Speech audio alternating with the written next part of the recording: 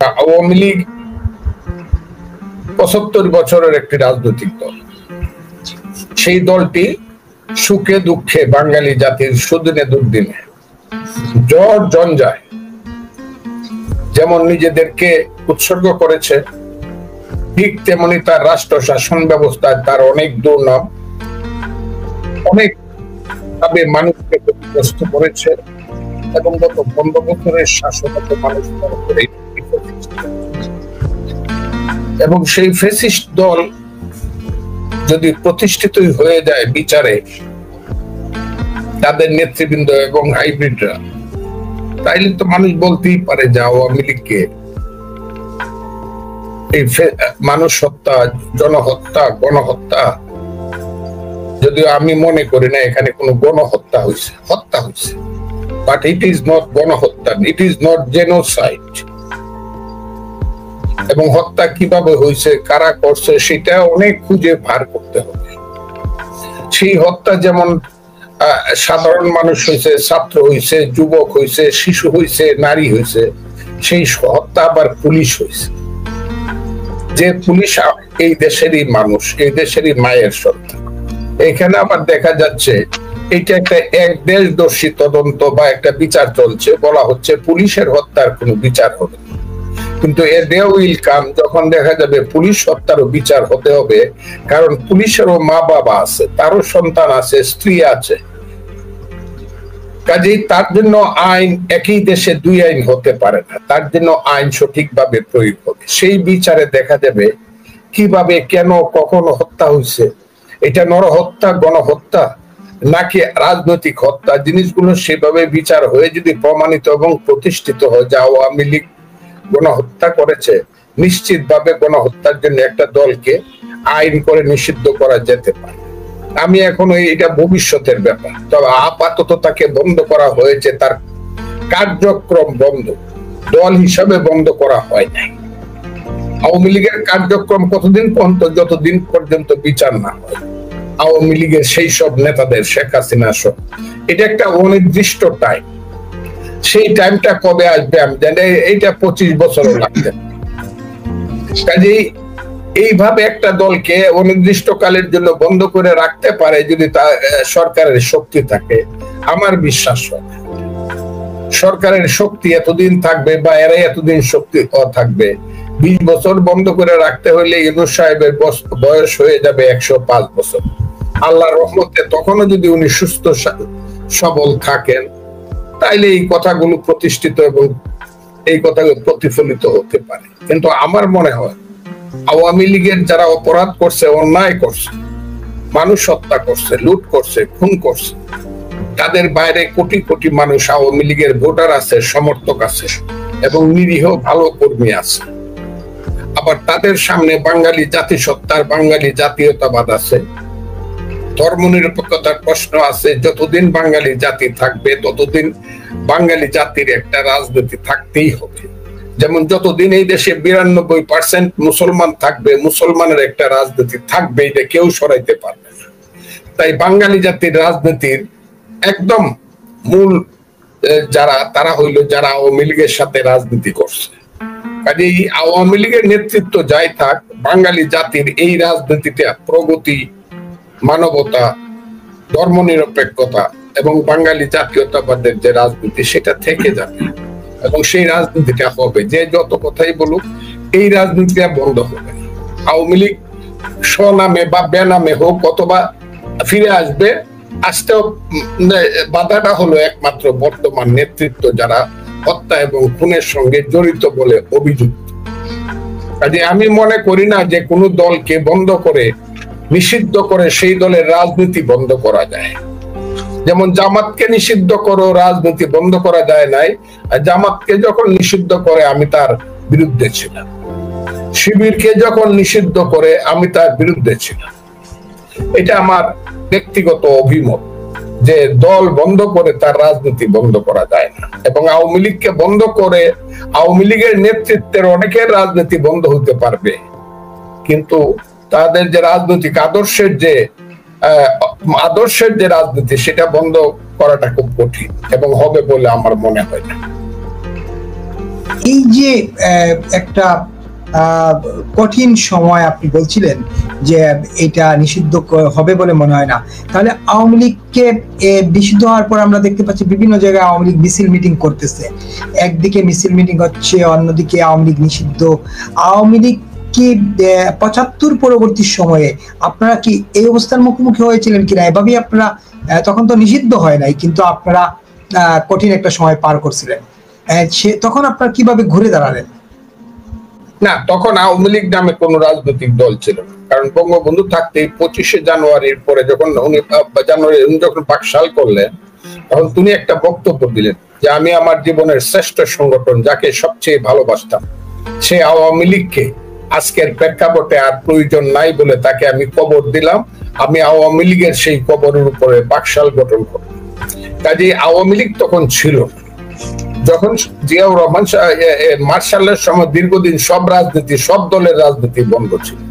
জিয়াউর রহমান সাহেব সে 1976 সনের 12ই আগস্ট বললেন যে আজকে থেকে তোমরা দরখাস্ত করতে পারবা এবং নভেম্বর মাস পর্যন্ত 76-এর দরখাস্ত হবে, সেই দরখাস্তের ভিত্তিতে পার্টিকে পারমিশন নিতে হবে।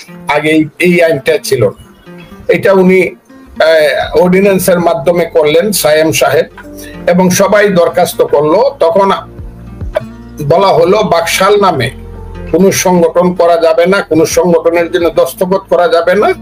আর একটা কথা হলো কোন ব্যক্তির ইমেজকে ব্যবহার করার জন্য সেই ব্যক্তির নামও কোন ম্যানিফেস্টোতে লেখা যাবে না, কারণ আওয়ামী লীগ এগুলো অনেক বিতর্ক হয়েছে। কাজে আওয়ামী লীগ বাধ্য হয়ে তখন বাকশাল বাদ দিয়ে আওয়ামী লীগের নামে নিজেকে রেজিস্ট্রেশন নিয়েছিল। ওই কিন্তু আবার আওয়ামী লীগ ফিরে আসলো।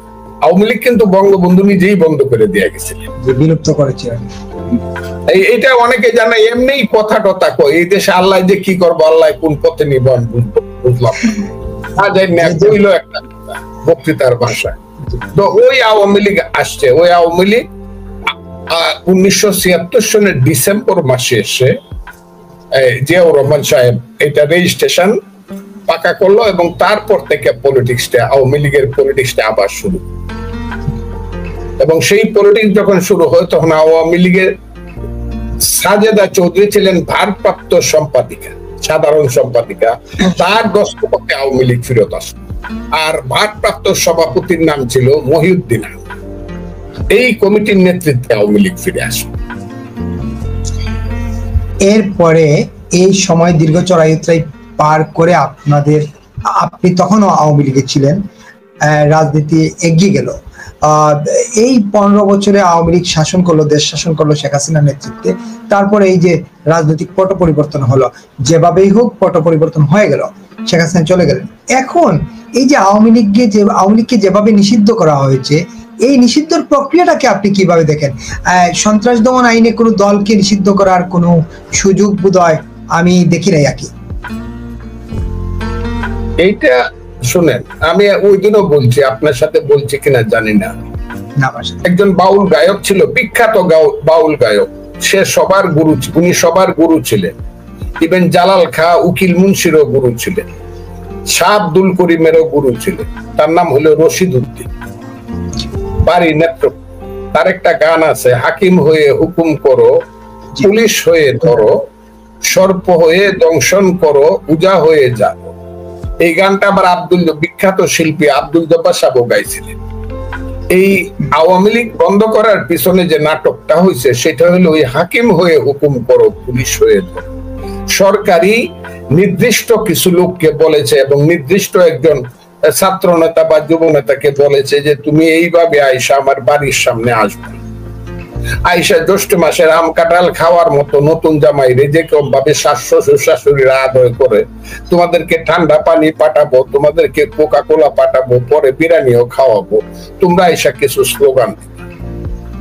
এটা টোটাল প্ল্যান। এবং তারপরে তোমরা শাহবাগে চলে যাবা। সেই শাহবাগে যাওয়ার পরে যখন লোক হবে না মনে হলো, তখন আর একটা কালো শক্তি, আমি সবসময় যেটাকে বলি তার ছাত্র সংগঠন, তাদের কেন হলো, তাদের নির্দিষ্ট কিছু লোক আছে, হ্যাঁ নির্দিষ্ট, এবং তাদের মিছিল খুব কম সময়ে সবচেয়ে বেশি বড় হবে, এমনকি বিএনপির চেয়েও কম সময়ে বেশি বড় হতে পারে, কিন্তু এর চেয়ে লোক আর বাড়বে না।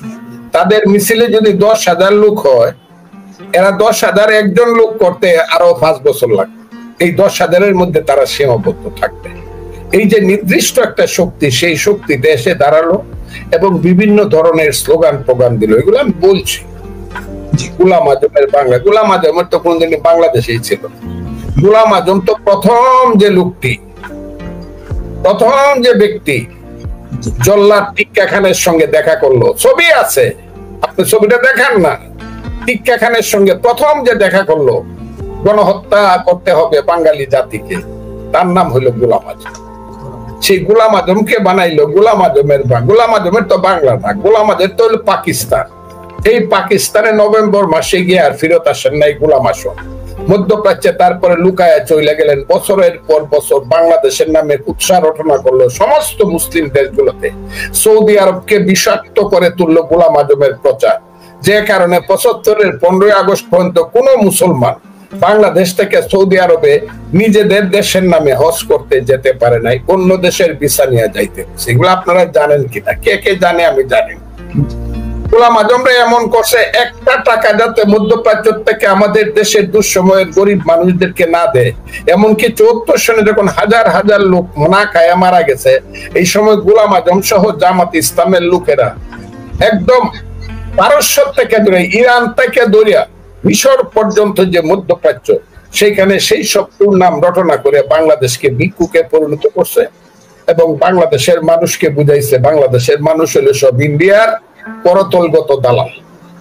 কাজেই গোলাম আজমের যে বাংলাদেশ বলা হয়, কাদের মোল্লার বাংলাদেশ ইত্যাদি ইত্যাদি, এইসব স্লোগান এখন সুযোগের সময়ে যারা দেয় তাদেরকে একদিন ইতিহাসের রাস্তা করে নিক্ষিপ্ত হতে হবে। এটা কোনোদিনই গোলাম আজমের বাংলাদেশ হবে না, এটা হবে মুক্তিযোদ্ধাদের বাংলাদেশ, মুক্তিযুদ্ধের বাংলাদেশ। কাজেই গোলাম, এবং আমি দেখলাম খুব ভাগ্যবান আমি যে তাদের ভিতরে থেকে একদল ছেলে আমার সোনার বাংলা আবার এই সঙ্গে সঙ্গে গান গাইলো। ওরা আবার বাধা দিল, সেই বাধা উপেক্ষা করেও তারা গান গাইলো এবং পরের দিনও গান গাইলো। সেই ছেলে মেয়েরা দেখলাম এরা যেন জালিমের ঘর থেকে আলী, রাজাকারের ঘরের এরা মুক্তিযোদ্ধা।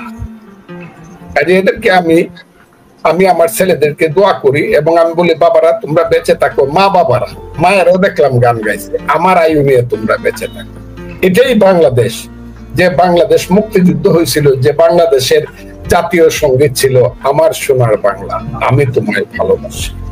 কাজেই এইসব স্লোগান দিয়া ওই আওয়ামী লীগ বন্ধ করছে, সেটা তাদের ব্যাপার। এইসব স্লোগান যারা দিছে, ইউনূস সাহেব যদি মুক্তিযুদ্ধের পক্ষের লোক হয় এবং মুক্তিযুদ্ধকে যদি উনি ভালোবাসেন, আমি বলতে চাই না উনি ভালোবাসে না, এখনো বলার সময় আসে নাই, তবে এদেরকে অ্যারেস্ট করা উচিত ছিল, নির্দিষ্টভাবে এদেরকে অ্যারেস্ট করা উচিত ছিল। এবং এই ধরনের স্লোগান যাতে বাংলাদেশে আর না দিতে পারে।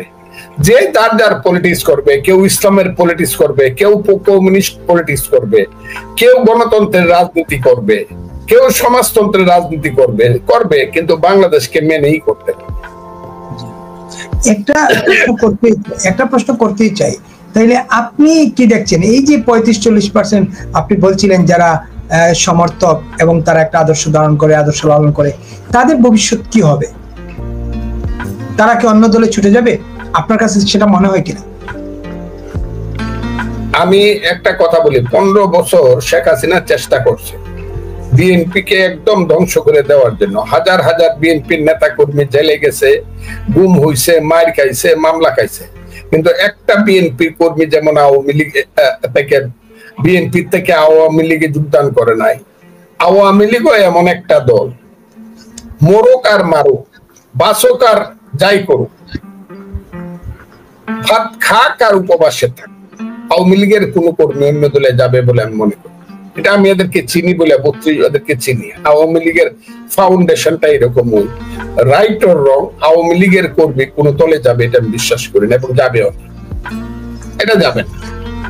এবং এই 20% মানুষ যেটা হবে ইলেকশনের সময়, আওয়ামী লীগকে ইলেকশন করতে দেওয়া যাবে না, যেটা যারা বলতেছে যদি না দেয় নির্বাচন কমিশন রেজিস্ট্রেশন বন্ধ করে, নৌকা মার্কা যদি না থাকে, 1 নম্বর হলে ওরা কেউ ভোট সেন্টারে যাবে না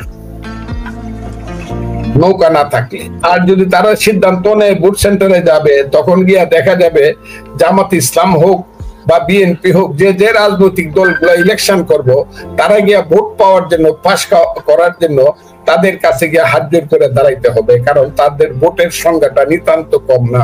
আমার ধারণা সবকিছু বাদ দিলেও এখনো বাংলাদেশে 25% ভোট আওয়ামী লীগের আছে। কেন আপনার এত কম কেন মনে হয়? কাজেই আমার কম মনে হয় যে নেতারা ভাইগে গেছে। আমি শুনছি সেই নেতার সংখ্যা 15,000, যারা দেশে বিদেশে ভাইগে আছে। দেশে বিদেশে যারা ভাইগে গেছে অনেকে বলে, আমি জানি না। এবং যারা এখন পর্যন্ত যে 9 মাসে বা 10 মাসে একটা লোক কোথাও থেকে একটা কথা আওয়াজ দিতে পারে না, এই সরকার কিন্তু ফ্যাসিস্ট সরকার না, করে দেখলেই মেরে ফেলে, জেলে নিতে পারে। একটা লোকে আওয়াজ দিতে পারে না আমি আসি রে, আমি আসি রে বঙ্গবন্ধুর পক্ষে, হাসিনার পক্ষে। এক হারামজাদা কি কথা কইছে। এদের মধ্যে ভীরু কাপুরুষ, এরা আবার বঙ্গবন্ধুর দল করে বা বঙ্গবন্ধু আদর্শ করে বলে। হ্যাঁ, একটা লোকে আওয়াজ দিছে, এই কারণে আমি বলছি আর কি, এদের ভোট কমবে এই কারণে। অনেকেই ভীত হইয়া ঘরে বসে থাকবে, অনেকেই ভোট দিতে যাবে না, ইত্যাদি ইত্যাদি কারণে আমি বলছি তাদের ভোটটা যতই হোক 25-এর নিচে আসবে। কারণ 79 সনে বাংলাদেশে আওয়ামী লীগের ভোটের পরিমাণ ছিল, জিয়াউর রহমান সাহেবের সময় প্রথম পার্লামেন্ট ইলেকশনে আওয়ামী লীগের ভোটের পরিমাণ ছিল 30%। তখন আর দুঃসময় ছিল। এই দুঃসময়ে 25 থেকে 30% ভোট আওয়ামী লীগের থেকে যাবে। আর এই ভোটটা হলো নির্ধারক শক্তি আগামী দিনে কে রাষ্ট্র ক্ষমতায় আসবে। আওয়ামী লীগ ইলেকশন করুক আর না করুক, বা করতে দেওয়া হোক বা না দেওয়া হোক। তাইলে আপনি আওয়ামী লীগের ভবিষ্যৎ দেখছেন যে তারা ঘুরে দাঁড়াবে? আওয়ামী লীগ ঘুরে দাঁড়াবে কিনা, আওয়ামী লীগের রাজনীতি ঘুরে দাঁড়াবে, বুঝতে হবে। আমার অনর্থক বিপদে ফেলায়েন না। আওয়ামী লীগের রাজনীতিতে আসবে। আওয়ামী লীগের রাজনীতি এমন কোন মহান ব্যক্তি থাকতে পারে যার শরীর দুধের মতো সাদা, এমন কিছু ব্যক্তি যারা বলতে পারে যে আমরা মুক্তিযুদ্ধের রাজনীতি করে জাগো 71, জাগো 71 এই কথা কয়ে অনেকে নামতে পারে। আর জাগো 71 কইলে মানুষ বুঝবো এই রাজনীতি কি রাজনীতি হবে। আপনি কি আমার কথাটা, আওয়ামী লীগ কইলো না, জাগো 71। হ্যাঁ, স্বাধীনতা অমর হোক এই নামেই নামলো। বুঝছেন কি আপনি কথাটা? পরিষ্কার। এ হলো কথা। হইতে পারে এমন সাদা মানুষ, কিছু একদম সাদা মানুষ বাংলাদেশে আওয়ামী লীগের পক্ষে নাই, যারা মনে করে, এরা আমার মনে হয় না সঠিক বিবেচনা করে। আছে, এখনো আছে, চুপে চাপে আছে, ভয়ে আছে, জেলখানায় যাইতে চায় না, সেই কারণে চুপে চাপে আছে। আমরা তো দেখলাম আইবি, সেলিনায়াত আইবি, আমরা নানা আলোচনা শুনছিলাম যে সেলিনায়াত আইবি কে ফ্রন্টে নিয়ে আসা হবে, এবং তিনি 9 মাস তো বাসায় ছিলেন। হঠাৎ করে তাকে গ্রেফতার করা হলো, কোনো মামলা মোকদ্দমা তার বিরুদ্ধে নেই, কোনো দুর্নীতির অভিযোগ দিয়ে তাকে পাওয়া যায় নাই, আওয়ামী লীগের সময় পাওয়া যায় নাই, এখনো পাওয়া যায় নাই, তাকে গ্রেফতার করা হলো। এইরকম নেতাদেরকে তো ধরে ধরে গ্রেফতার করে ফেলবে, তাইলে জাগো 71 কেমনে হবে?